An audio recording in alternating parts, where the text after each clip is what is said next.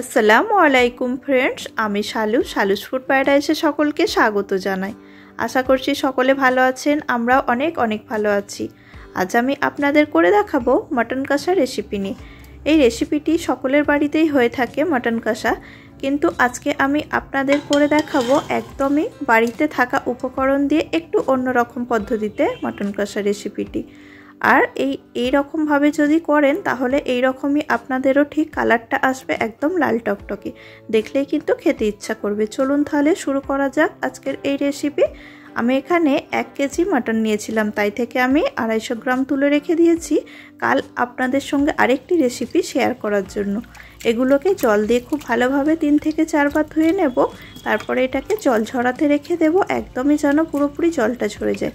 আর চেষ্টা করবেন এই রকমই চর্বিযুক্ত মাংস নেওয়ার। আর এদিকে আমি একটা স্পেশাল মশলা তৈরি করে নেব, তার জন্য এখানে নিয়েছি কিছুটা শুকনো লঙ্কা, আর লঙ্কার দানাগুলোকে আমি কিন্তু বার করে নিয়েছি প্রত্যেকের মধ্য থেকে। আর এদিকে আছে 5টা এলাচ, 5টা লবঙ্গ, সামান্য দালচিনির টুকরো, আর আছে 1 চামচ গোলমরিচ গুঁড়ো, 1 চামচ আছে গোটা ধনে, 1 চামচ আছে গোটা জিরে। আর এদিকে আছে আদা, রসুন আর কাঁচা লঙ্কা আছে 5টা। এগুলোকে ভালোভাবে ধুয়ে নিয়েছি, একটা পেস্ট তৈরি করে নেব। আর এগুলোকে এবার আমি শুকনো খোলায় ভেজে নেব। আর কিছু সেকেন্ডের জন্য কিন্তু ভাজতে হবে, খুব বেশি ভাজা যাবে না। আর দেখুন লঙ্কাগুলোকে এভাবে ছুরির সাহায্যে চিড়ে প্রত্যেকটার থেকে দানা আমি বার করে নিয়েছি।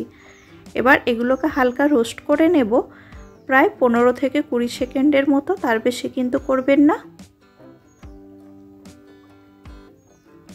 এগুলো রোস্ট করে নেওয়া হয়ে গেলে এগুলোকে ঠান্ডা হতে দেব, তারপরে আমি গ্রাইন্ডারের মধ্যে এগুলোকে গ্রাইন্ড করে নেব।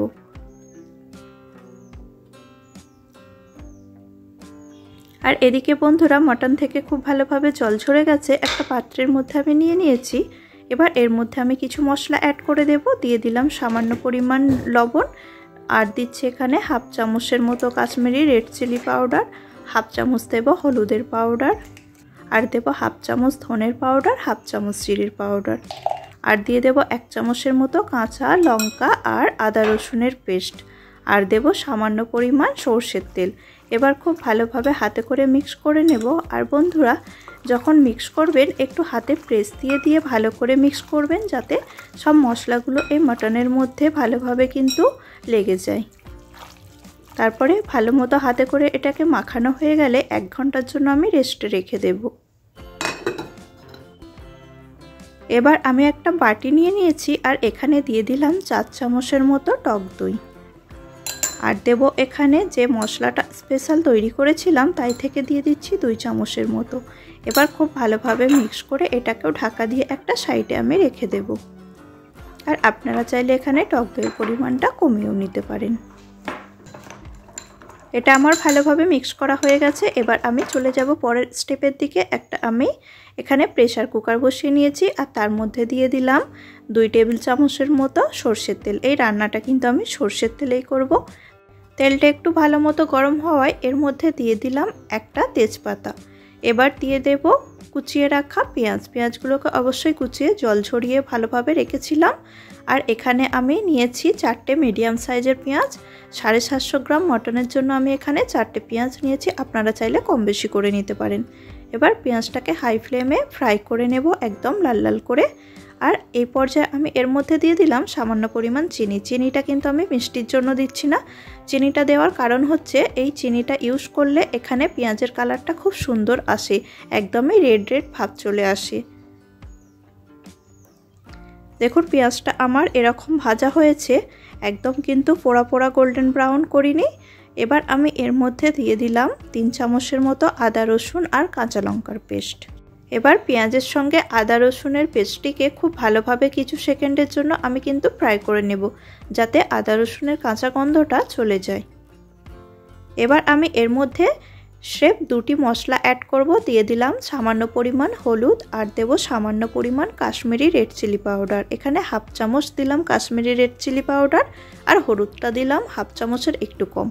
এবার একটু জল দিয়ে দিলাম, আর এটাকে আবারও খুব ভালোভাবে মিক্স করে মশলাটা কষিয়ে নিতে হবে প্রায় 5 মিনিটের জন্য।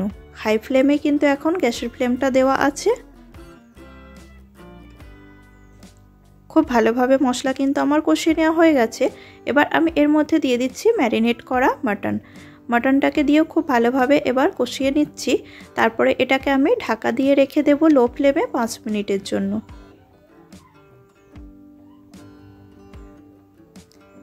ফিরে এলাম আমি 5 মিনিট পর। আবারও এটাকে ভালোভাবে এবার কষাতে থাকবো প্রায় 15 থেকে 20 মিনিটের জন্য। আর মাঝে মাঝে কিন্তু প্রয়োজন পড়লে একটু একটু করে জল দিতে পারেন। জল দিয়ে কষলে কিন্তু পেঁয়াজগুলো একদমই মোলায়েম হয়ে যাবে, একদমই বোঝা যাবে না, পেঁয়াজগুলো পুরো মাখা মাখা হয়ে যাবে। দেখুন আমি অল্প অল্প জল অ্যাড করছি। যত সময় নিয়ে কষাবেন মাটন ততই কিন্তু খেতে টেস্টি হবে, আর মাটনের যে একটা স্মেল থাকে সেটা কিন্তু পুরোটাই দূর হয়ে যাবে। আমি আবারও কিছুটা পরিমাণ এবার জল অ্যাড করে এটাকে আমি ঢাকা দিয়ে দেব। আর 3 থেকে 4টি হুইসেলের জন্য আমি অপেক্ষা করব। এখানে আমি 4টে হুইসেল দিয়ে নেব।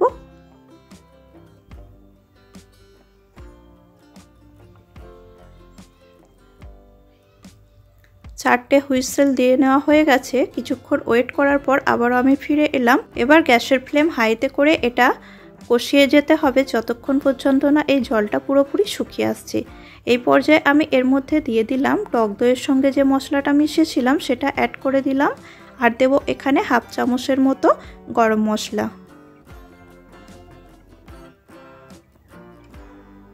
গরম মশলাটা কিন্তু অবশ্যই দেবেন। এবার এটাকে 15 থেকে 20 মিনিটের জন্য কষিয়ে যেতে হবে। যখন দেখবেন তরকারির কালারটা চেঞ্জ হয়ে এসেছে তখন বুঝবেন কষাটা পুরোপুরি কমপ্লিট হয়ে গেছে। তেজপাতার কালার যেহেতু চেঞ্জ হয়ে গেছে তার জন্য আমি সেটাকে তুলে ফেলে দিলাম। নুনটা চেক করলাম একটু কম লাগছিল, তাই জন্য আমি আরেকটু পরিমাণে এখানে নুন অ্যাড করে দিলাম। দেখুন বন্ধুরা কষাতে কষাতে মাটন থেকে জল পুরো শুকিয়ে গেছে, আর কালারটাও দেখেছেন কত সুন্দর হয়েছে, একদমই লাল টকটকে কালার হয়েছে। এবার আমি এর মধ্যে পরিমাণ মতো জল দিয়ে দেব। এখানে আমি 1.5 গ্লাসের মতো জল দিয়ে দিলাম। আমি এখানে খুব বেশি কিন্তু পাতলা ঝোল রাখবো না, একটু মাখা মাখা হালকা গ্রেভি রাখবো, তার জন্য 1.5 গ্লাস জল ইউজ করলাম। আর দিয়ে দিচ্ছি সামান্য পরিমাণ ধনেপাতা আর 3 থেকে 4টে চেরা কাঁচা লঙ্কা। আবারও আমি এটাকে 4টে হুইসেল দিয়ে নেব। এবার আমি এর মধ্যে দিয়ে দেব খুব সামান্য পরিমাণ ঘি, যাতে এর থেকে ফ্লেভারটা সুন্দর বের হয়। ফিরে এলাম বন্ধুরা 4টে হুইসেলের পর। কিছুক্ষণ অপেক্ষা করার পর তারপরে আমি এটাকে খুললাম। আর দেখুন বন্ধুরা পুরোপুরি কমপ্লিট হয়ে গেছে, আর কালারটাও কিন্তু খুব সুন্দর এসেছে। এবার একটা প্লেটের মধ্যে আপনাদের পরিবেশন করে আমি দেখিয়ে দিচ্ছি। আপনারা তো অনেক রকমভাবে মাটন রান্না করে থাকেন, কিন্তু আমার মতো এই রকম পদ্ধতিতে একবার মাটন রান্না করার অনুরোধ রইল। যেমন বিয়েবাড়িতে হোটেলে যেই কালারটা আসে আপনাদেরও কিন্তু ঠিক সেই রকমই কালার আসবে যদি এই রকম পদ্ধতি অবলম্বন করেন। বন্ধুরা ভিডিওটি এখানেই শেষ করলাম। সকলে ভালো থাকবেন, সুস্থ থাকবেন। আবারও হাজির হব অন্য কোনো রেসিপির সঙ্গে। আর অবশ্যই কিন্তু চ্যানেলটিকে সাবস্ক্রাইব করার অনুরোধ রইল।